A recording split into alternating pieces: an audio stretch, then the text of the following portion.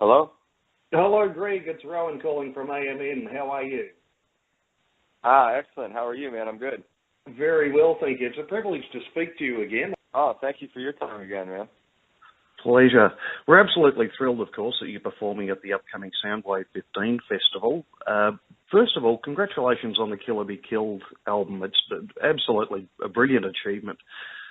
Could I ask you, Greg, about the cover art and the meaning behind it?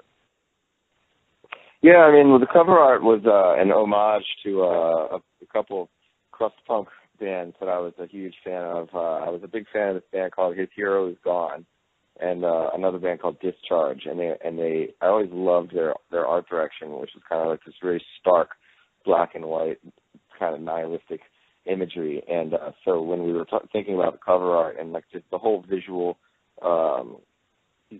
campaign for the record, I really, really wanted to go in that direction just because those album covers and the artwork of those bands had such a big impact on me.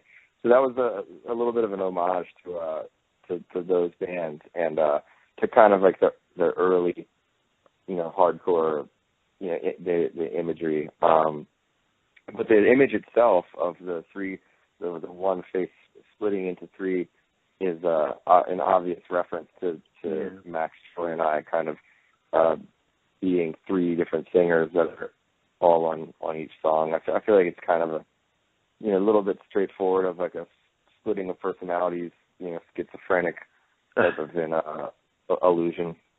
Sure.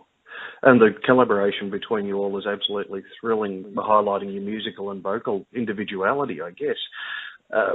What led to the formation of Killer Be Killed?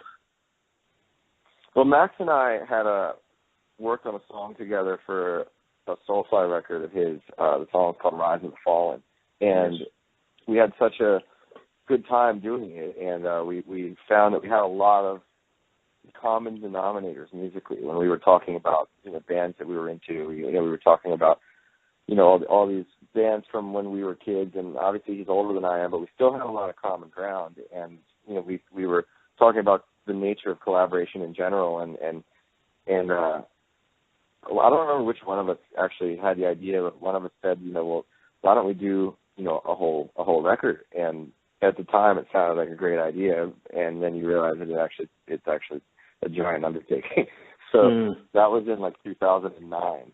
So fast forward, and we actually didn't get the record out until 2014. But the whole idea of it came about in, I would say, late 2009, and then he and I, reconnected a few months later, and kind of did the whole, if you were serious, I'm serious. If you weren't joking, I'm not joking thing. Oh, and then, fantastic. So we started writing, and a couple of years later, I was on tour with Troy, and Dylan and Matt and I were on tour together, and Troy had heard about it and came up to me and said, hey, what's going on with that thing with you and Max? And I was like, we're kind of it's moving slowly. We don't get together that often, but when we do, we crank out ideas. And he was like, well, who's playing bass? And I was like, I don't know.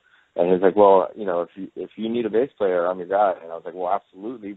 I've known Troy since maybe 2001 or so, and I was obviously I would love to have you play bass on it. And he said, well, if I play bass, I think it would be really cool if we all sang.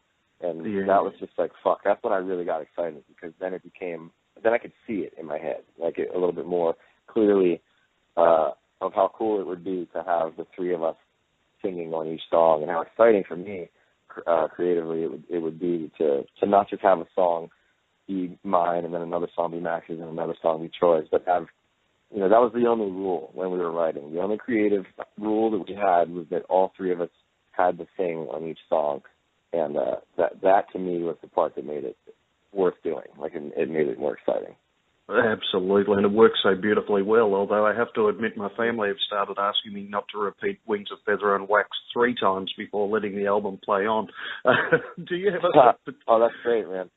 That was the song that when we finished it, we knew that it was worth doing. Like, when we finished that song, that was when we were like, okay, this is exciting, this is going to work. And the energy that comes out in the film clip is just brilliant. All of you playing together, it's magnificent. Thanks, man. Yeah, like I said, there's something about starting something new where you have, just kind of, it's almost like you have that fear. It's like starting a new relationship where you're excited, but you're also kind of scared at the same time. That it was a little bit beyond just writing a new record. We were, doing something that none of us had done before. So there's a different energy there than doing something that you're confident at. There's a thrill to it that I haven't felt in a long time. Fantastic. And it must have been so difficult to take time from your busy lives individually and get together in the same room. How important was that to get you all in the studio together? 100% important. We didn't write anything without being in the room together. So we would write parts and then bring them to each other, but we didn't send any files. A lot of people would think that something like this, there would be a lot of file sharing going on, but we never sent a single file. And that was really important to me because a lot of the creative process that I feel is worthwhile is getting your hands dirty and getting into a room with someone and playing as if you're 15 years old and you're in a basement together or a garage together and you don't know what's going to happen. And I think you're cheating yourself out of the creative process if you're just pasting parts on top of one another and sending files around. Like I don't think there's anything. That's a collaboration on paper, but it's not an actual collaboration. And I didn't feel excited by that. That seemed really boring to me. So getting in the room together was extremely important. And that's where a lot of the energy came from, was just kind of the real-time aspect of having an idea happen and having Troy start to hum a vocal melody, and then I would have never come up with that melody, and then think to myself, oh, shit, well, I would never have thought of that. And now that you did that, I have this idea that I wouldn't have had on my own. So it was much more organic of a process than we could have probably done it faster if we would have sent files back and forth, but it wouldn't have had the same energy. Yeah, understood completely. For example, IED and Dusk into Darkness put together back to back, in my point of view, is just a masterstroke of production. It highlights the true diversity, but also your capabilities. Was there a particular reason for those tracks being placed the way they were on the album? Yeah, every track, to me, like I'm a real stickler for track listing. So when it was time to put the songs together, that was, to me, if you're not going to make an album, why release an album? If you're only going to write a collection of songs, why not just release a song at a time? So I know that most people nowadays don't listen to a record from front to back; they just listen to the songs they want. But for the people that did choose to listen to the record from front to back, I wanted it to have. It has to have feel. It has to have a certain vibe, and that's why that song, backs into Dust to Darkness. That's why there's no break in between the first three songs on the record. The feedback from Wings goes right into the drums of Face Down, and then that backs right into Nothing of Amaro. Like there was a certain energy that we had in the room live that was there that I wanted to preserve when people were listening to the record. So I wanted the record to feel as if people were playing it, while you were listening. Like not just that there was a song and then a gap, and then a song and then a gap. Because at that point it's just a collection of songs. It's not really a singular piece. Absolutely, and I think you achieved what you intended 110%. I hope this is not a question that's getting old, but your entry into Dillinger Escape Plan is often referred to as almost Rollins-esque with his entry into Black Flag. It must seem so long ago, but do you remember how it felt?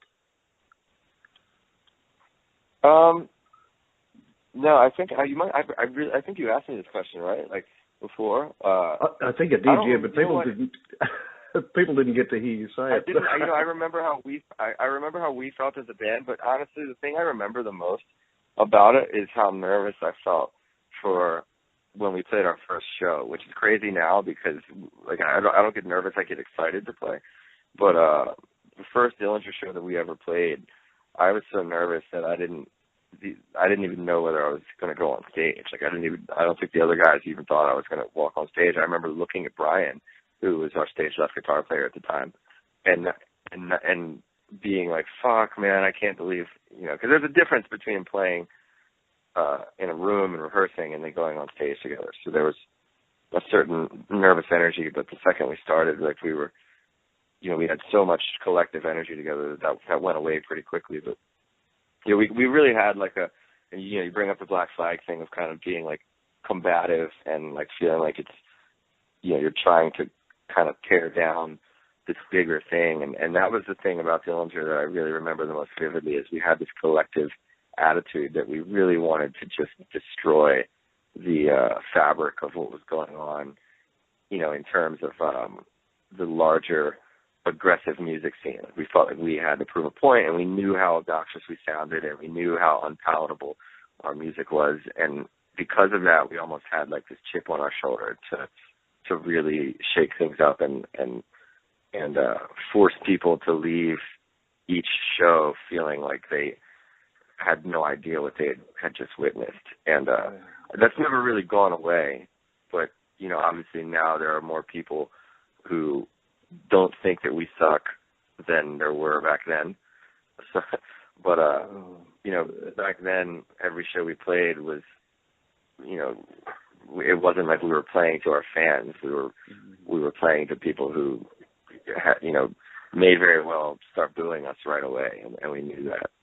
Wow, that's a terrific story, particularly when you sit down and listen to a track like One of Us is a Killer and say, for example, Happiness is a Smile. They're almost polar extremes, but really highlight your skills as a band and individually as a singer. I guess the story is, why mess with a recipe when it's right?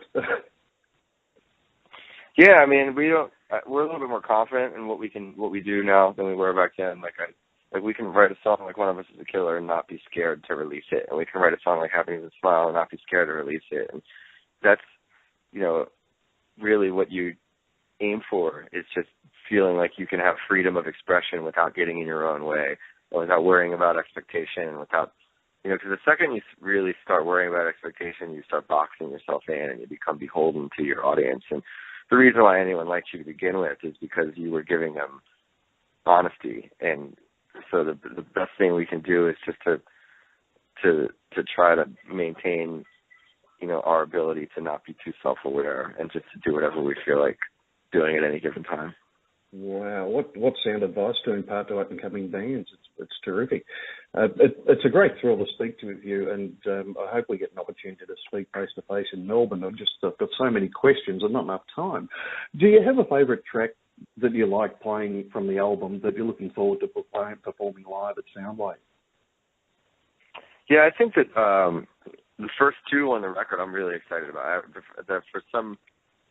To me, even when we released them on the same YouTube stream, because they've always kind of felt like, that was like the introduction to me that I really wanted people to hear, almost because similarly to Dillinger, there's a lot going on, like in terms of that we touch a lot of different bases. Like the first track, Wings of Southern Wax, is more melodic, and the second track is more kind of just like a, Max Cavalera style, like aggressive, in your face, like almost like a political hardcore song. And so I'm excited to play both of those live, just because they're such different they're such different vibes, but they were the ones that we felt touched collectively together the widest amount of ground. So I'm excited for both of those. Fantastic, and that'll be a real highlight of the whole festival, to hear Wings and go straight into Face Down. That'll be brilliant. Yeah, I'm excited. Terrific. Look, I've run out of time, unfortunately, Greg. As I say, I've got so many questions for you, but thank you very much for your time today, and I look forward to speaking with you in the future and coming up the Soundwave at the end of next month. Thanks again for your time, and let's hope Max doesn't pick anyone to throw up on. Perfect. I'll see you in a month, man. Terrific. Thanks very much, Greg. Take it easy. Bye-bye.